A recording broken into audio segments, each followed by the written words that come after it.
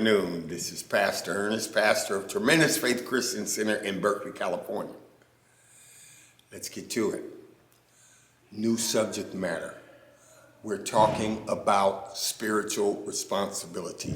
And we're going to be talking about this for a little while because I want you to understand a variety of things that deal with spiritual responsibility. First and foremost, we have to recognize this. We all got to get saved. Romans 10:9 says, if you confess with your mouth and believe in your heart that God raised Jesus from the dead, you shall be saved. That's first and foremost. But let me tell you something about spiritual responsibility that I think you should know. In the book of 1 John, the 4th chapter and the 7th verse, it says, Beloved, let us love one another, for love is of God.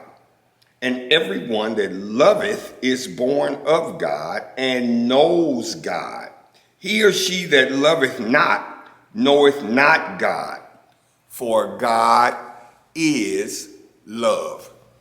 One of our spiritual responsibilities is to find out the importance about God is love and why God's love is so important for our lives. I don't want you to forget that.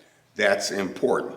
Look at here in Ephesians 5:1, it says, Stand fast therefore in the liberty wherewith Christ hath made us free, and be not entangled again with the yoke of bondage.